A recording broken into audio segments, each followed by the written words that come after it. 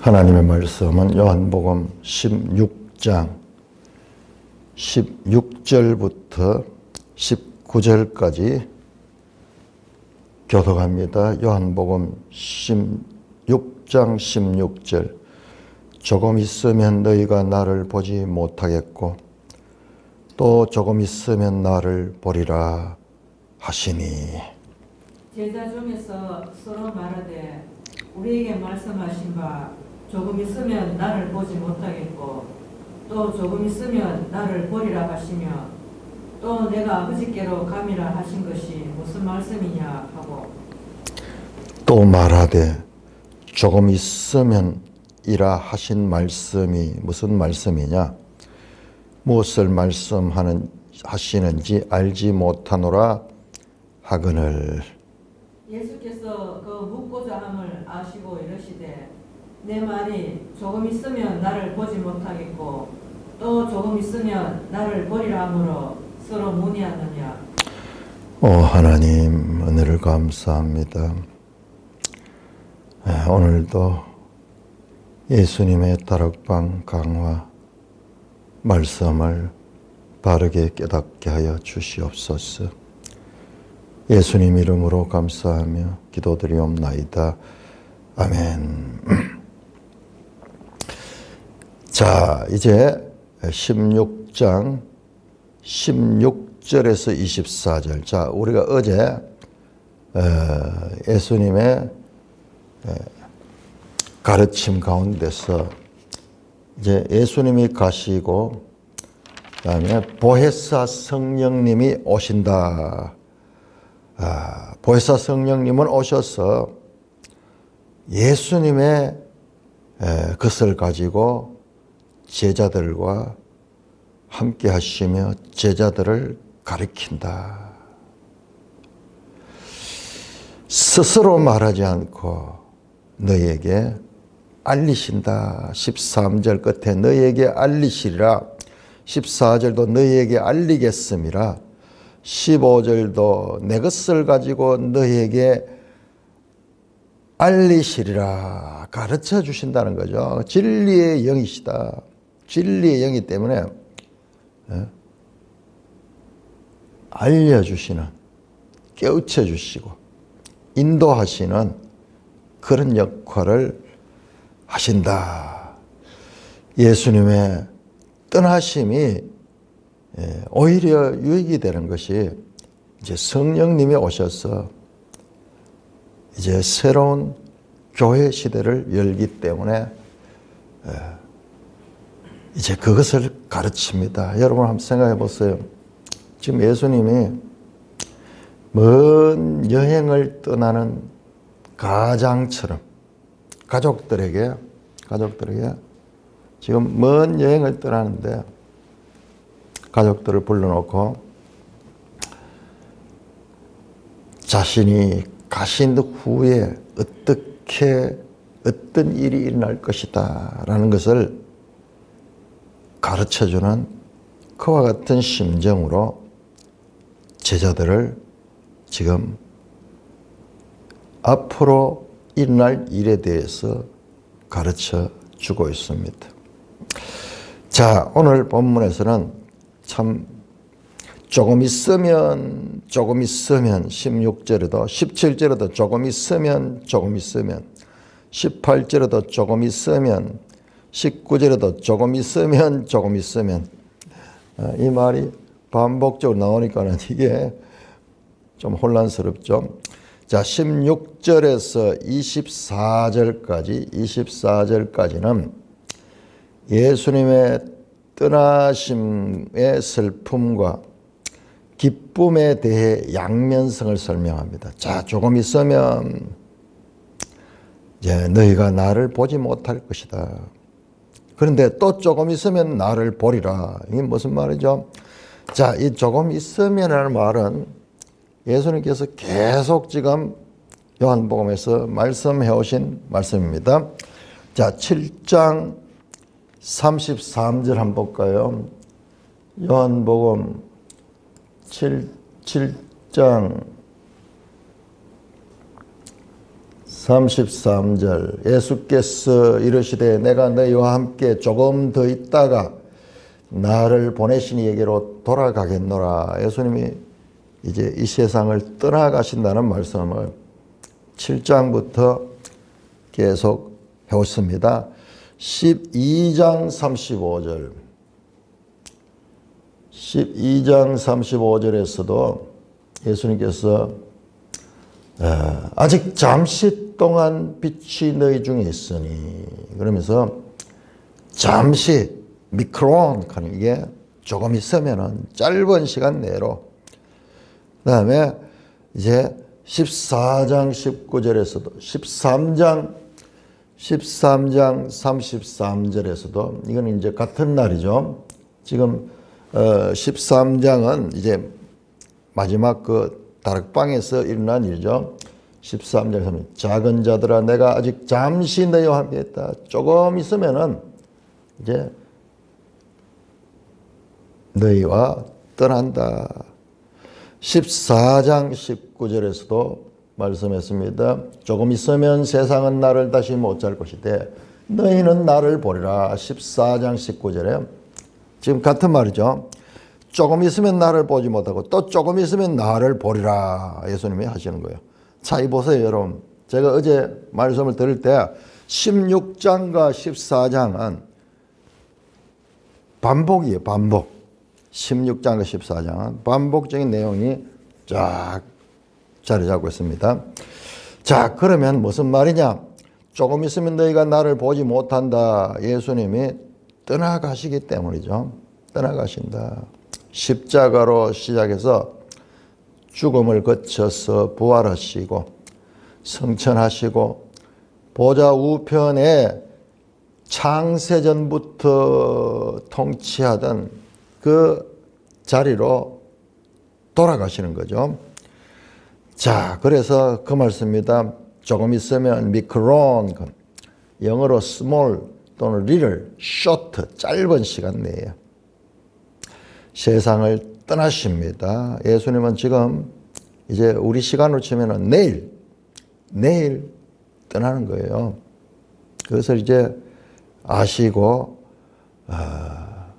제자들에게 다시 한번 당부합니다. 시간이 얼마 없습니다. 이렇게 만날 수 있는 시간이.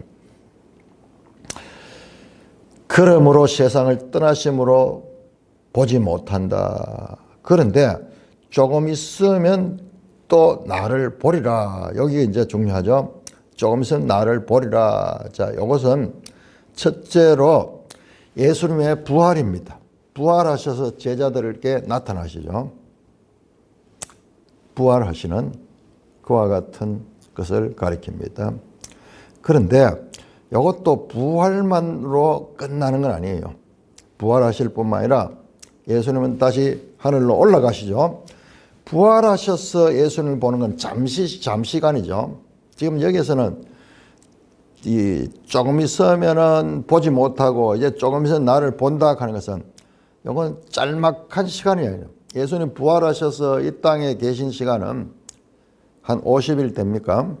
그렇게밖에 안 되니까는 그건 짧은 시간이죠. 근데 부활도 여기에 포함이 되고 그 다음에는 오순절 성령 강림.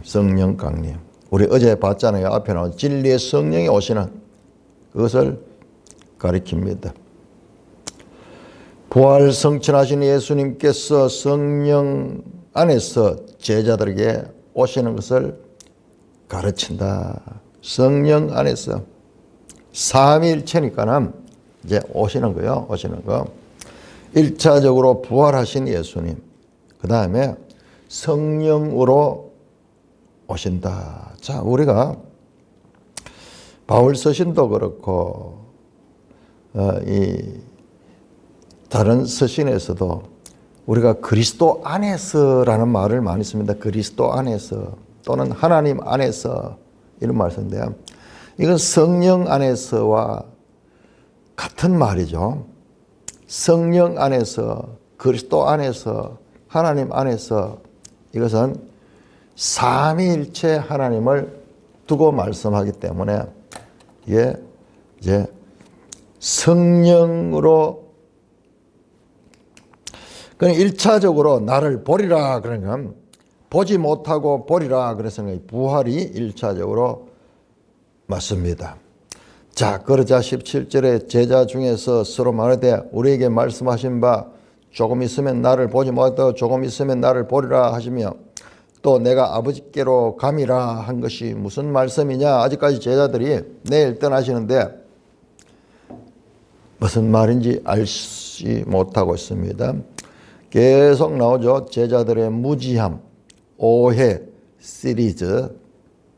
그런데 여러분 오순절 성령 강림 이후 제자들이 특별히 그 베드로는 제자들을 대표해서 하나님의 뜻을 구약 성경을 통해서 그대로 이해하고 그 말씀을 선포하는 변화를 받게 되죠.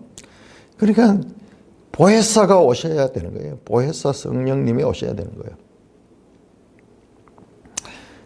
또 말하되 조금 있음이니라 하신 말씀이 무슨 말씀이냐 무엇을 말씀하는지 알지 못하느라.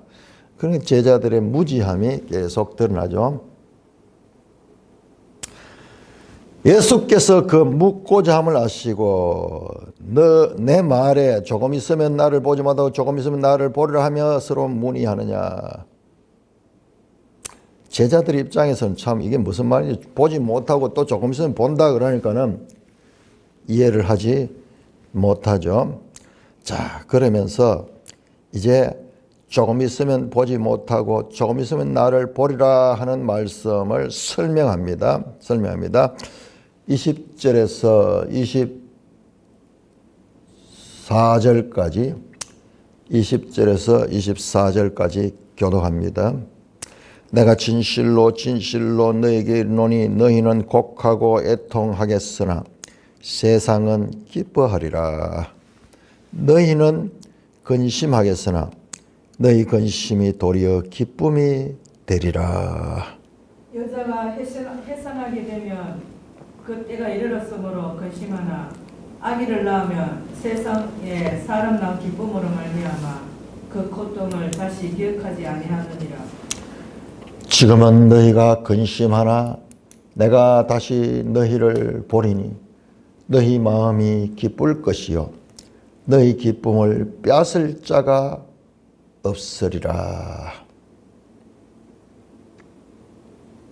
24절까지 23절 그날에는 너희가 아무것도 내게 묻지 아니하리라.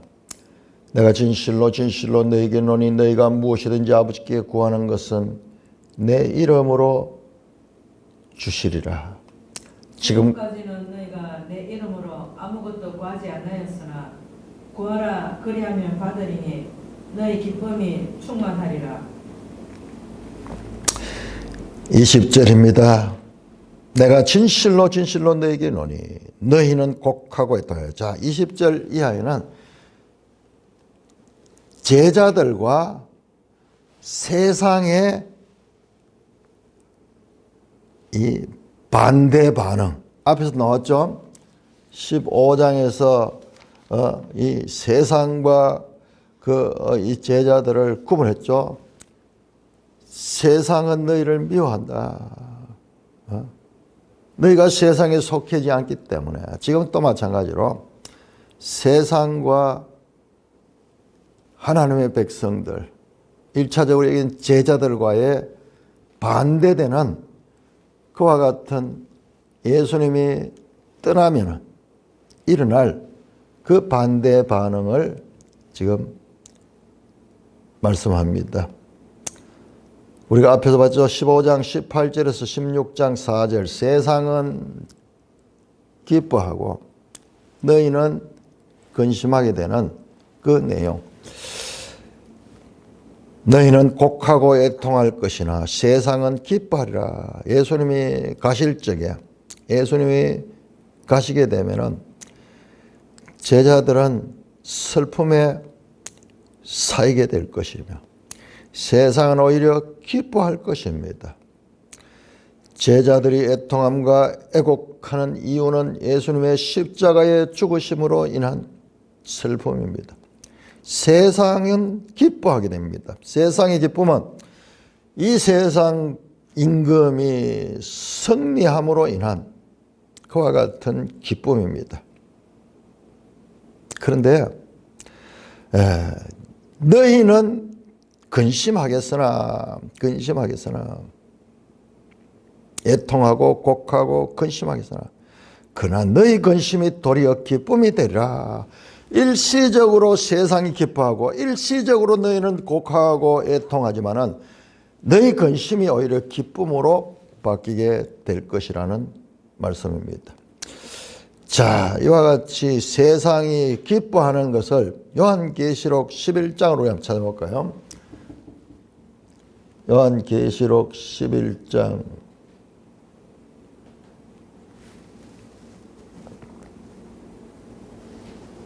10절.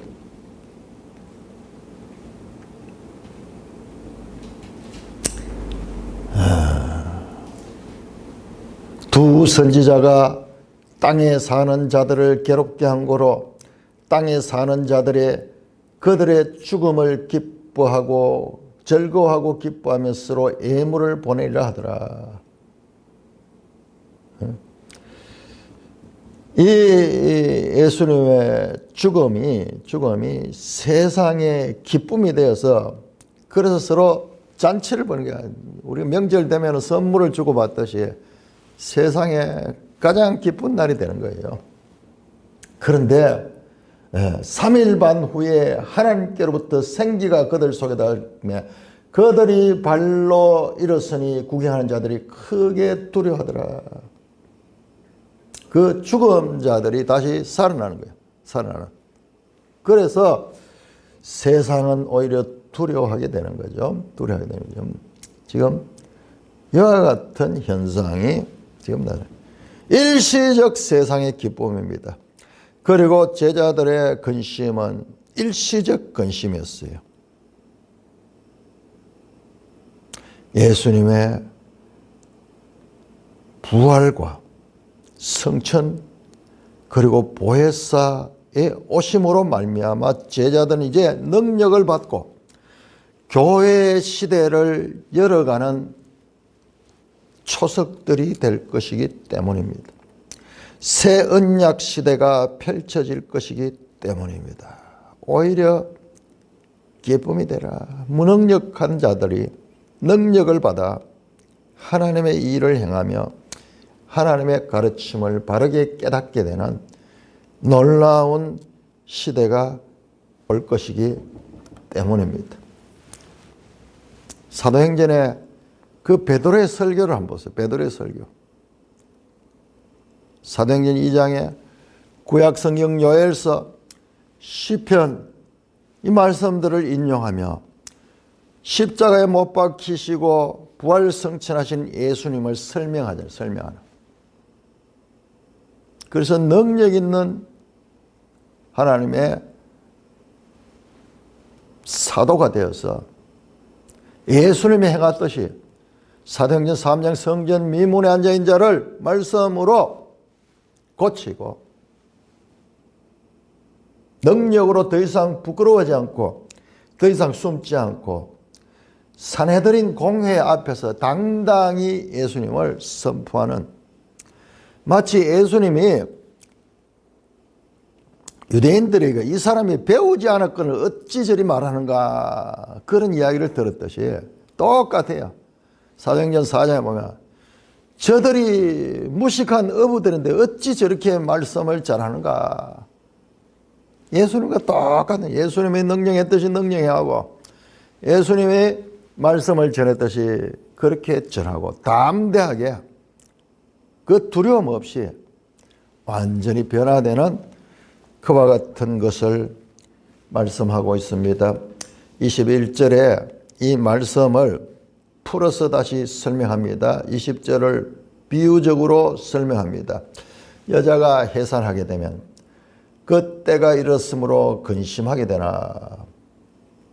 그러니 출산할 때가 되면은 근심이 많고 또 출산하는 과정도 힘들죠. 고통스럽습니다. 여기서 근심이라는 표현보다도 이 단어는 리베, 고통이라는 단어가 맞아요. 고통.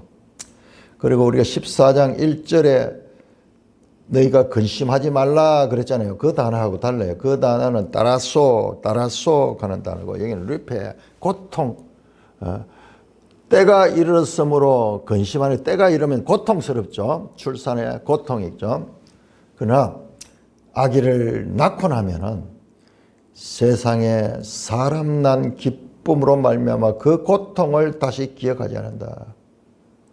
그 고통의 시간, 산고를 겪는 그 시간은 아기가 출산하고 나면은 그 고통보다도 더 큰 기쁨이 그 고통을 감당할 수 있게 하시고, 또한 기억하게 하는, 기억하지 아니하도록 하는 더 큰 기쁨이 온다는 것을 말합니다. 여기서 고통은 툴립시스, 환난 갈 적에 사용되는 그 단어입니다. 환난. 예수님의 부활 성천, 그리고 이어서 오시는 성령의 오심으로 복음이 전파된다면 십자가의 고통스러운 죽음의 시간은 더 이상 고통의 일이 아니라 영광의 일이 될 것이기 때문입니다. 요한계시록에서 일찍 죽임을 당한 어린 양이 그 하나님의 보좌 앞에서 영광의 자리에 있는 모습을 우리는 볼 수 있습니다. 하나님 보좌 앞에서 내 생물과 24장로들과 천군 천사들로부터 찬송과 경배를 받으시는 것이 요한계시록 5장 8절에 14절 나옵니다. 14절. 일찍 죽임을 당하신 어린 양, 영광의 자리는 영광의, 이 세상의 십자가의 고통은 잠시였고 영광의 자리에 하나님의 보좌 앞에 있는 그와 같은 영광스러운, 그때 큰 음성으로 하늘에서 찬양이 일어납니다. 죽임을 당하신 어린 양은 능력과 부와 지혜와 힘과 존귀와 영광과 찬송을 받으시기에 합당하도다. 예수님의 이 십자가가 왜 영광이냐 하는 것을 우리가 이제 이해할 수 있겠죠. 성육신 하셔서 가장 낮아서 십자가의 고통을 겪고 나니 부활성천하셔서 참으로 영광스러운 하나님 나라의 이 모든 피조물로부터 경배를 받는 영광의 자리에 돌아가시기 때문입니다. 22절입니다. 너희가 지금은 근심하나 르베 내가 다시 너희를 보니 너희 마음을 기쁠 것이요 너희 기쁨을 빼앗을 자라. 자, 내가 떠나게 되면 지금 근심하지만은 내가 다시 너희를 보리라. 마찬가지로 다시 보신다. 이 말씀도 부활하셔서 예수님이 제자들에게 나타나시죠. 부활해서 나타나. 그때 제자들이 너무나 놀라고 기뻐하죠. 그러나 그 시간은 잠시야. 여기도 마찬가지로 부활로 시작해서 궁극적인 성령의 오심으로 너희 마음이 기쁠 것이다. 그리고 이 기쁨을 빼앗을 자가 없다. 자, 그날에는 너희가 내게 아무것도 묻지 않아. 여기서 그날은 다시 보는 날이죠. 다시 보는 날. 그러니까 이것을 부활로만 보면은 좀 부족한 해석이 되는 거예요. 성령이 오시면은 뭡니까? 성령이 어떻게 합니까? 성령이 스스로 말하냐고 제자들에게 내 것을 가지고 너에게 알리신다. 그렇게 말씀했죠. 16장 13절 15절 성령이 오면은 장래일을 너에게 알리고 내 것을 가지고 너에게 알리고 내 것을 가지고 너에게 알릴 것이다. 예수님의 그 가르침을 성령님이 가르치시는 거예요. 그러니까 이제 예수님께 물을 필요가 없는 거예요. 아무것도 내게 묻지 아니하리라. 여기서는 묻지 아니하라도 되고 구하지 아니할 것이다.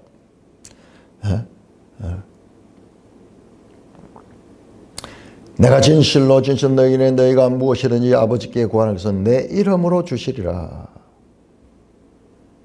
성령님이 오시는 그때에 지금 초점을 맞춰 말합니다.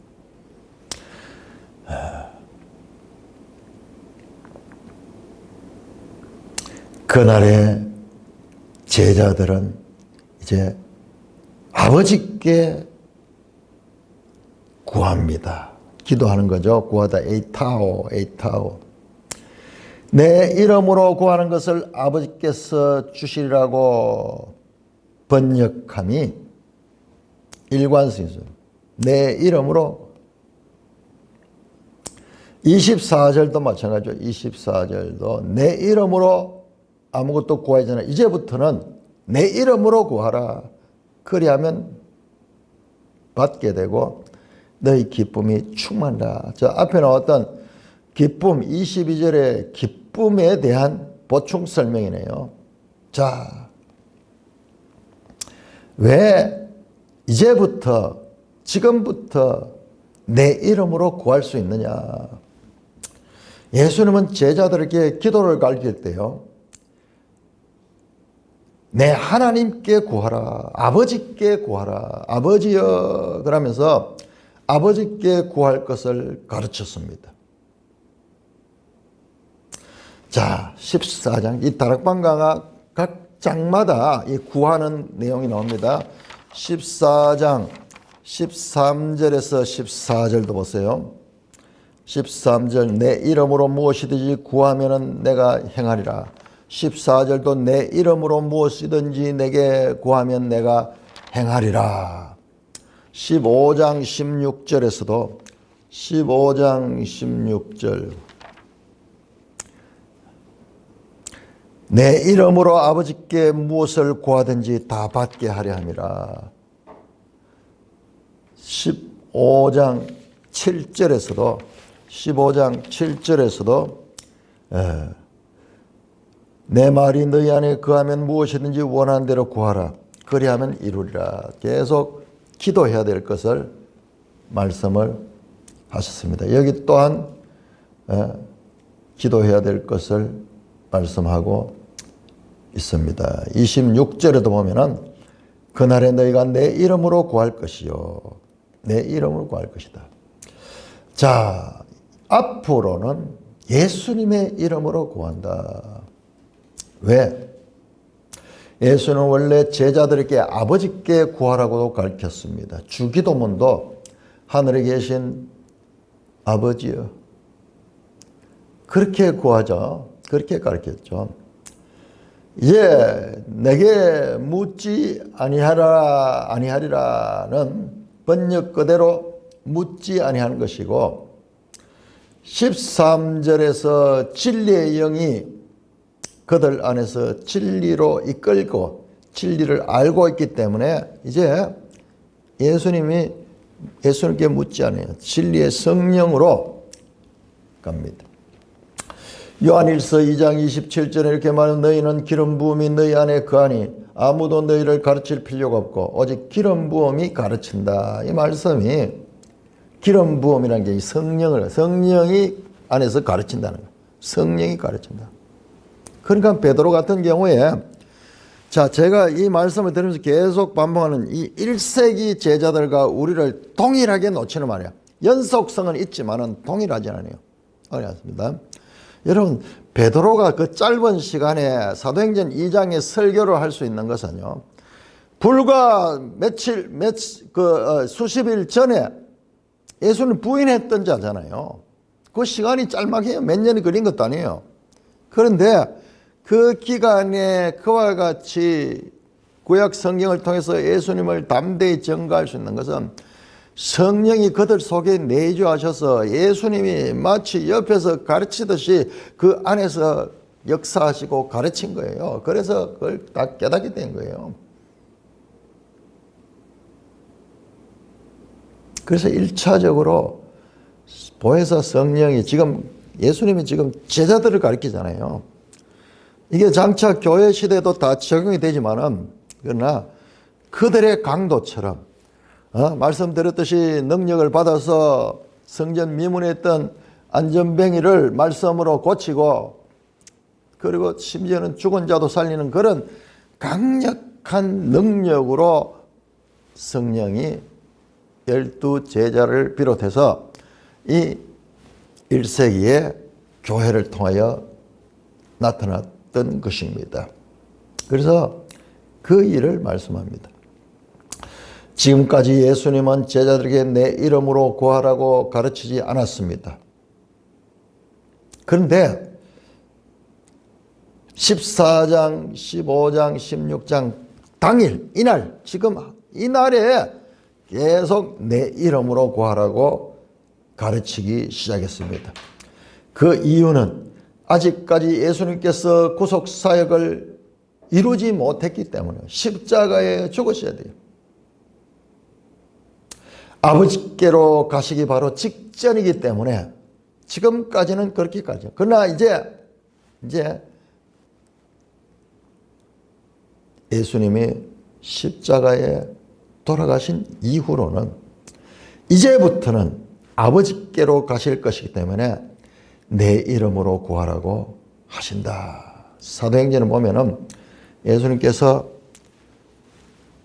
지금도 교회의 기도를 들으시고 그 기도를 교회를 위해서도 기도하신다고 나와 있죠. 자, 그래서 아직까지는 인간의 몸을 입고 있는 이 땅에 계시기 때문에 예수 이름으로 구하라고 가르치지 않았지만은 이제는 예수님 이름으로 구하라고 가르칩니다. 여기서는 예수님의 이름의 권세가 강조되고 있습니다. 내 이름으로 주시라. 내 이름으로 구하라. 내 이름으로 구하라. 빌립보 2장 9절에서 11절의 그 이름의 권세를 사도 바울은 이렇게 설명합니다. 빌립보 2장 9절입니다. 하나님이 그를 지극히 높여 모든 이름 위에 뛰어난 이름을 주사 하늘에 있는 자들과 땅에 있는 자들과 땅 아래 있는 자들로 모든 무릎을 예수의 이름에 꿇게 하시고 모든 입으로 예수 그리스도를 주라 시인하여 하나님 아버지께 영광을 돌리게 하셨느니라. 빌립보서 2장 9절에서 11절. 예수 이름이 지극히 높은 이름으로 하늘에 있는 자들과 땅에 있는 자들과 땅 아래 있는 자, 만물, 모든 피조물이 예수의 이름 앞에 무릎을 꿇고 무릎을 꿇는 경배하는 거죠. 모든 입이 예수 그리스도를 주라 시인하여 하나님 아버지께 영광을 돌려하신다. 바로 예수 십자가 사건 이후에 이와 같은 예수 이름의 권세가 주어진 것입니다. 자, 25절에서 28절까지 교독합니다. 요한복음 16장 25절. 이것을 비유로 너에게 일렀거니와 때가 이르면 다시는 비유로 너에게 이르지 않고 아버지께 대한 것을 밝히 이르리라. 그날에 너희가 내 이름으로 구할 것이요 내가 너희를 위하여 아버지께 구하겠다 하는 말이 아니니 이는 너희가 나를 사랑하고 또 내가 하나님께로부터 온 줄을 믿었으므로 아버지께서 친히 너희를 사랑하심이라. 내가 아버지에게서 나와 세상에 왔고 다시 세상을 떠나 아버지께로 가노라 하시니. 자, 이제 예수님께서 말씀을 정리합니다. 이것을 비유로 너에게 일렀다. 그런데 앞에 뭐 그렇게 비유가 별로 없었잖아요. 비유는 21절에 여자 해산하는 그 정도였지, 여기서는 비유를 별로 안 썼는데, 예수님 비유로 많이 가르쳤지만 지금 이 내용에는 비유가 별로 없잖아요. 그런데 여기서 비유라는 말은 파로미아 하는 건데, 파로미아 하는 건데, 제가 계속 이 의미를 찾았거든요.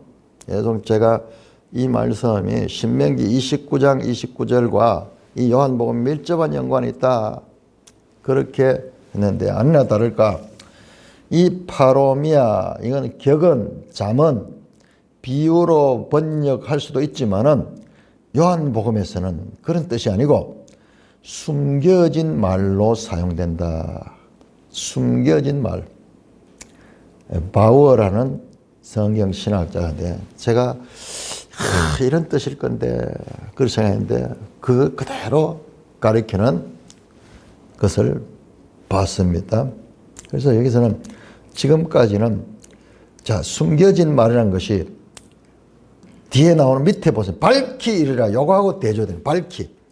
자, 숨겨진 것이고 밝히는 드러난 것이잖아. 드러난 거. 제가 앞에서 계속 그 숨겨진 것과 드러난 것, 예수님께서 숨고, 카롭토, 숨고, 왜 신명기 29장 29냐? 감추어진 것은 우리 하나님께 속한 것이고 나타난 것은 우리와 우리 후손에게 속하신다. 이 말씀이에요. 하나님의 영역은 우리에게 감추어져 있어. 우리에게 나타난 것은 그냥 현상적인 것밖에 없어. 예수님이 지금 감추어진 존재예요. 감추어진 존재. 근데 그 감추어진 존재가 이제 계시된 거예요. 계시된 거예요. 지금 여기도 지금까지 말씀은 감추어진 것이지만은 이제 밝히 드러낸다. 예수 사건이 하나님의 구속사에 그와 같은 계획 가운데서 사람들에게 감추어져 있어. 그런데 그 감추어진 것이 지금 나타난 것이 예수 사건입니다. 하늘에 하나님 그 자체잖아요. 말씀이셨고 하나님과 함께 가셨던 분이 이제 사람이 볼 수 있고 만질 수 있는 모습으로 나타나셨잖아요. 자, 그렇게 이제 말씀을 지금까지는 비유로 너에게 일렀거니와, 이제 때가 이르면, 이 때는 언제냐? 바로 성령이 강림하는 때입니다. 때가 이르면 오순절 때가 이르니까는 베드로가 말씀드렸듯이 능력을 받고 그 말씀을 바르게 증거했듯이 성령 강림의 때를 가리킵니다. 성령 강림 이후로 복음이 밝히 드러났으며 분명하게 전파되었습니다. 베드로는 말할 것 없고 또한 사도 바울 경우도 복음의 비밀을 분명하게 해설할 수 있습니다. 자, 로마서 16장 우리 한번 찾아봅시다.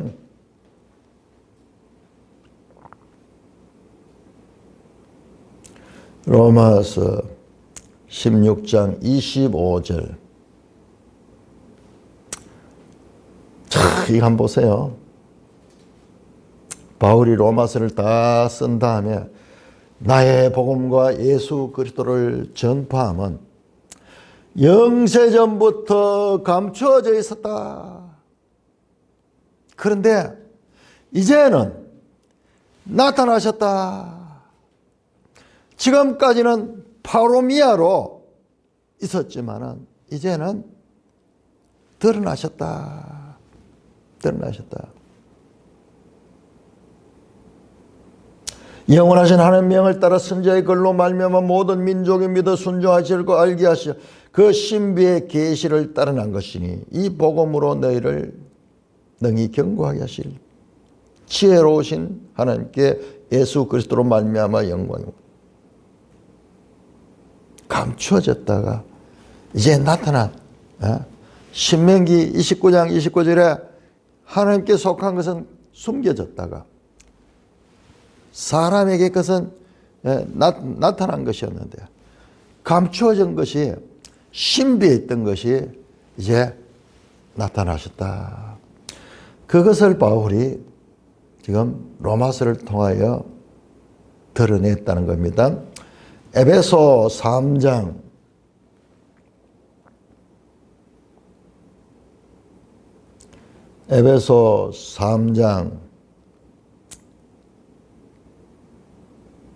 2절 3절 너희를 위하여 내게 주신 하나님의 그 은혜의 경륜을 너희가 들었을 때라. 곧 계시로 내게 비밀을 알게 하신 것은 내가 먼저 간단히 기록한 것 같다. 그것을 그럼 내가 그리스도의 비밀을 깨달은 것을 너희가 알 수 있다. 이제 성령이 오시면은 이제 비유가 아니라 아버지에 대한 것을 밝히 알게 하고 밝히 전하게 하신다. 여기 파레시아 하는 단어인데 이 원어가요 계속 이어지면서 나왔어요. 26절입니다. 그날에 너희가 내 이름으로 구할 것이요 내가 너희를 위하여 아버지께 구하겠다는 말이 아니라.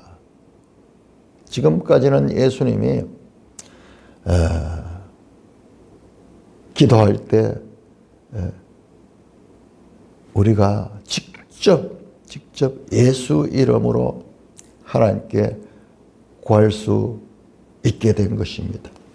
에베소 3장 12절에 그러므로 우리가 그 안에서 그의 믿음으로 말미암아 담대함과 확신을 가지고 하나님께 나아감을 얻느니라. 바울이 이걸 다 풀어내는 거예요. 풀어내고 있습니다.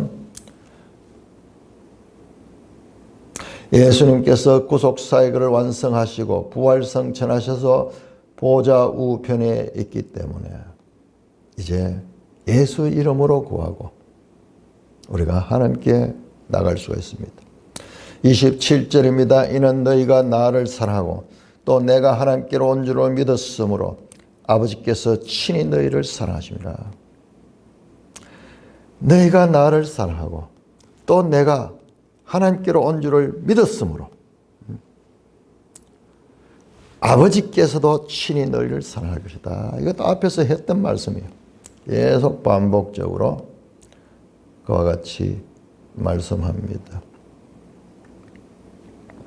28절 내가 아버지께서 나와 세상에 왔고 다시 세상을 떠나 아버지께로 가노라. 지금까지 하신 말씀을 13장 31절에서 16장 27절까지 지금까지 하신 말씀을 한마디로 딱 아버지께로부터 나와서 세상에 내가 왔고 이제 세상을 떠나 아버지께로 간다. 이렇게 말씀을 맺으십니다. 1차적으로 설교 또는 강화는 여기서 끝이 납니다. 그래서 이 다락방 강화 이야기는 예수님이 이 땅에 오셨고 다시 세상을 떠나 아버지께로 가시고 보혜사를 보내주신다는 그와 같은 이야기인 것을 알 수가 있습니다. 자, 여기에 성육신으로 오신 것을 말합니다. 세상에 왔다.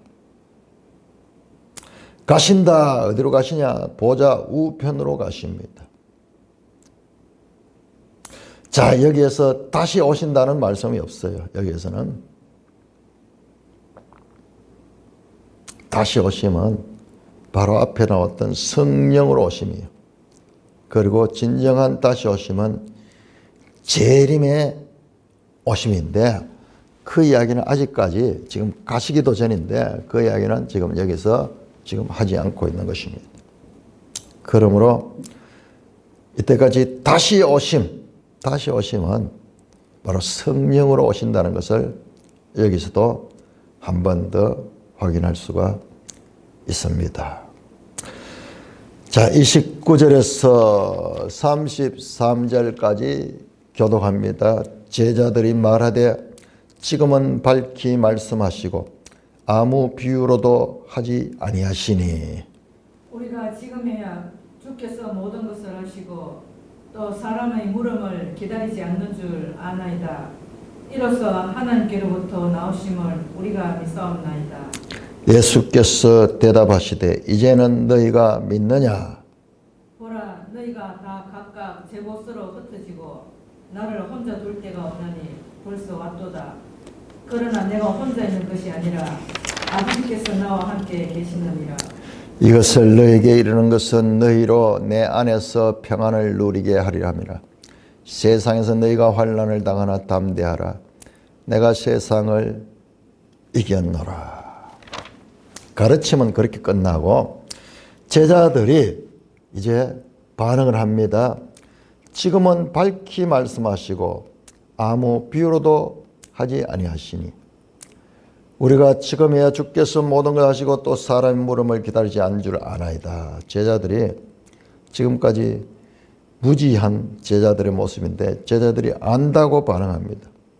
이로써 하나님께로 나오심을 우리가 믿습니다. 알고 믿는다. 요한복음에서요, 아는 것과 믿는 것은 상호 교체가 가능한 표현이에요. 제자들의 깨달음의 반응.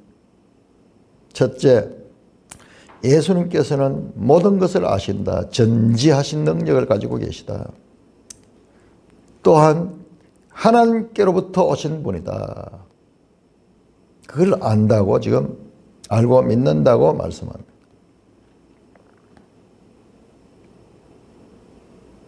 제자들의 감탄은 예수님께서 하나님으로부터 오심만 믿고 있습니다. 지금 주제는 뭡니까? 예수님이 가시는 거잖아요.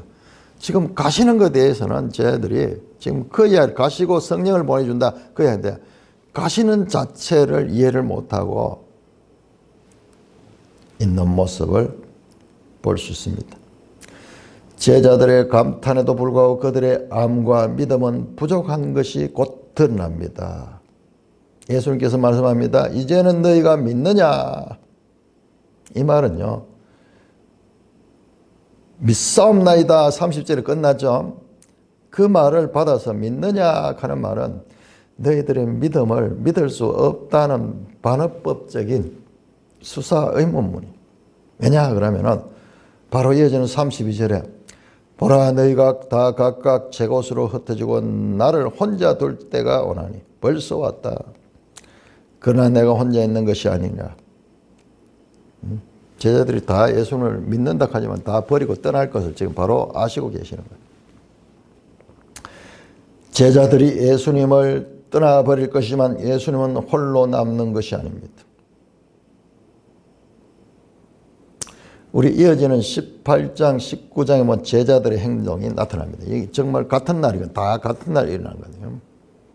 예수님은 그들의 말을 믿지 않았습니다. 알고 계셨어요.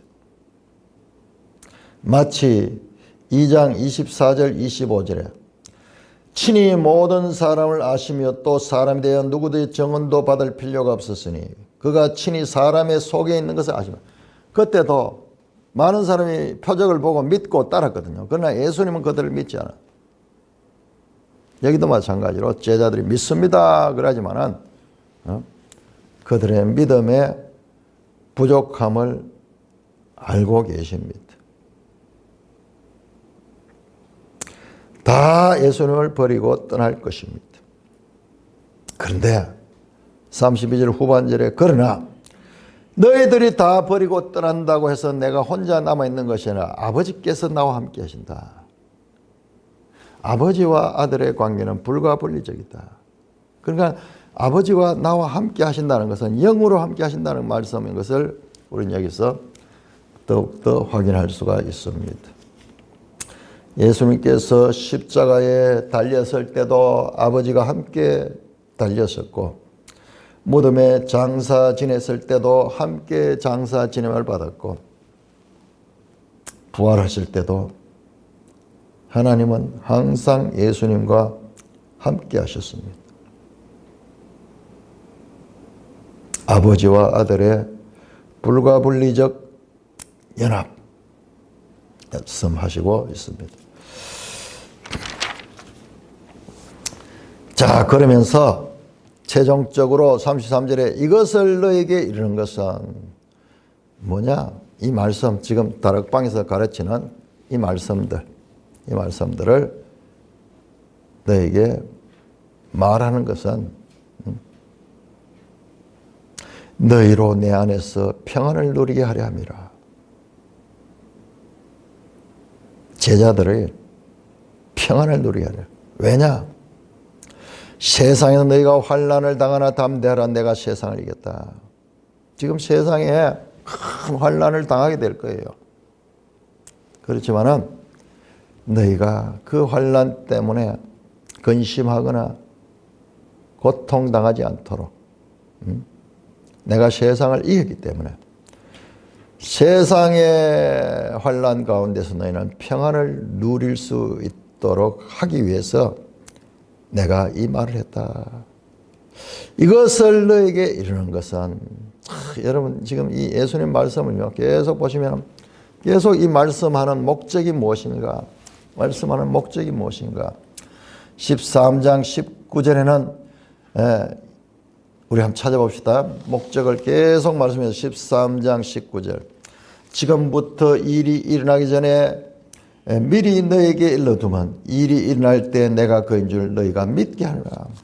여기서 일이 일어나는 건 예수님이 십자가에 잡히고 체포되시고 이 고난당하시고 십자가에 달려 죽으시는 그 일이에요. 그 일이 일어나기 전에 내가 지금 먼저 이 말씀을 한 것은 그 일을 당했을 때 너희가 당황하지 않고 이게 하나님의 뜻을 이루는 것이구나. 14장 29절에도 말씀하셨습니다. 14장 29절에도 이제 일이 일어나기 전에 너희에게 말한 것은 일이 일어날 때 너희로 믿게 하려 함이라. 제자들을 끝까지 사랑하시고 끝까지 그들을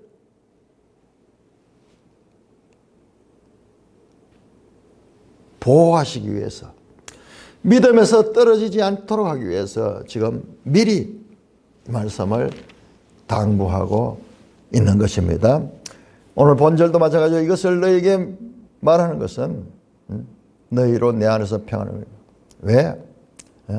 지금 너희가 세상 가운데 이제 내가 떠난 후에 많은 너희도 나처럼 환난을 당하지만 그러나 나는 환난에 이긴 자야. 이긴 자야. 내가 세상에서 너희가 환난을 당하나 담대하라. 왜 담대하느냐? 내가 세상을 이겼다.